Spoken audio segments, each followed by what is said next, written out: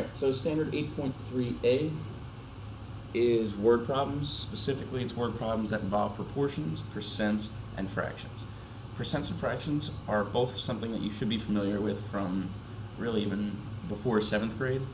Proportions you learned in 6th and 7th grade. So we're dealing with basic proportions here. Later in the year, we are going to talk about trickier proportions, different types of proportions that we might use. But here, you do still need to have just a simple understanding of proportions. Okay, and I'll talk about that in a second. There's going to be a couple different ways to solve each of these. Whatever you feel most comfortable with, that's what you can use. But I would pay attention to both strategies, making sure that you understand how to do both. Okay. So the first one says, yesterday afternoon, you successfully flipped 5 water bottles in 1 hour. At this pace, how many water bottles can we flip in 4 hours? All right, so anytime we're given 2 sets of units, so here we're given water bottles and hours, we're talking about how many water bottles we can flip each hour, and we're given one of those 2 numbers, but not given the other one in the question. So here it's saying, how many water bottles? We don't know the number of water bottles, but they tell us the number of hours. That's a key signal that it's a proportion. We're going to try to set up 2 fractions that are equal. We're going to compare water bottles to the number of hours. So in that first sentence, it says that 5 water bottles can be flipped in 1 hour. 5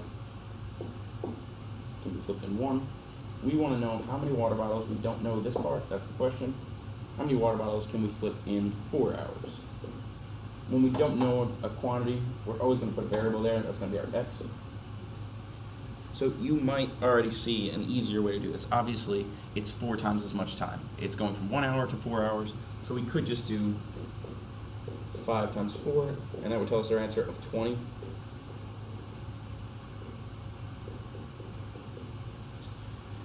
But the numbers aren't always that straightforward. If this, let's say that was 3.12, and we wouldn't exactly know how to convert directly from that. Actually, you just multiply by 3.12, but you can see my point that the numbers can be a little bit trickier. That's why we want this proportion. Okay. All right, so the way we solve proportions, we're going to do something called cross multiplying. Make sure the only time you do this is when you have an equal sign in between 2 fractions. If it says a fraction times a fraction, then you multiply straight across.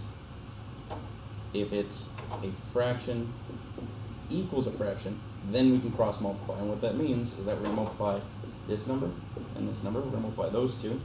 We're going to put that out in front. That's 20. And then we're going to multiply these 2. We're going to go across and multiply. That equals 1 times x, or just 1x. And then we're going to try to solve that equation. This one's a really easy one because we're really just dividing by that 1. It's 1 times x. We're undoing that by division. So x has to be 20. And luckily, that's exactly what we found there. So it's 20 water bottles in 4 hours. Proportions are extremely easy when you set up these kinds of word ratios because it tells you exactly how to set this up. 5 and 1 were matched up in the word problem. Some number and 4 were from the question. This word ratio says that water bottles stay on top. That's the 5 and the number that we don't know. And the hours stay on the bottom. 1 going up to 4. Okay, and we're going to do kind of the same thing here. The first thing we want to do is really just set up our word ratio for the proportion. Okay, so we went to 7-Eleven and bought 8 candy bars for $10. Immediately I could see they're comparing those 2 things, candy bars and dollars. So I'm comparing candy bars to money. In that first sentence they say 8 candy bars cost $10. How much would it cost? What amount of money, we don't know yet, would it cost to buy 20 candy bars? Candy bar stays on top, goes from 8 up to 20. We want to figure out what's happening with this money, going from 10 up to some other bigger number. That's an easy way to check yourself. If you get a number smaller than 10, that makes no sense, obviously. You can't buy 20 candy bars for less than 8 candy bars. Okay. All right, so we're going to cross multiply. 8 times x and 20 times 10. 8 times x. 8 times x is 8x. 20 times 10 is 200. And our last step is just dividing by that number. We want to get rid of that multiplying by 8, so we divide by 8 on both sides, and x is $25. So that's how much it would cost for 20 candy bars. Again, there's another way you could do this if you don't feel comfortable with proportions. If you wanted to figure out what one candy bar costs, and then scale up from there, you could take that number and multiply it by 20. So one candy bar will cost $1.25. The way I know that is $10 divided by the number of candy bars. It's 1.25 or $1.25 per candy bar. That number times 20 would give us that same $25. So you could do it either way. I prefer the proportion because it works every single time. It's a safe, easy way to work. Alright, this next one we're dealing with a percent now. The thing about a percent is it's really just a ratio compared to 100. So when we're talking about percents, when we're setting up this word ratio, we're going to be talking about the percent out of 100.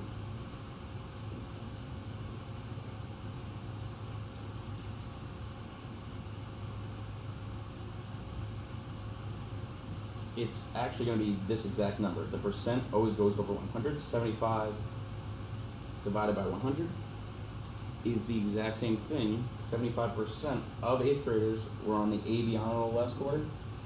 If there are 500 students in the 8th grade, how many students were on the AB honor roll? So the comparison of 75 to 100 is the exact same thing as some number that we don't know compared to 500 total students. The total in these types, when we have percents, is always going to go on the bottom. And some number out of that total, the 75% of this total, is going to be on top. This is some part out of the total. So we can solve this exactly like we did before. We're going to cross multiply. 75 times 500.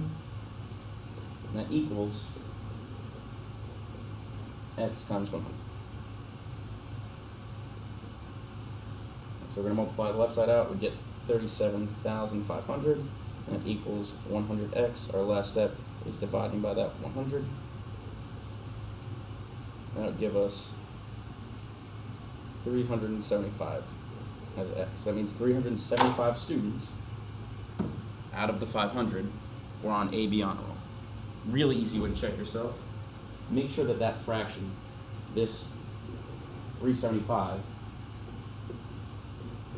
out of 500, actually gives you the percent you're supposed to get, that 0.75 or 75%.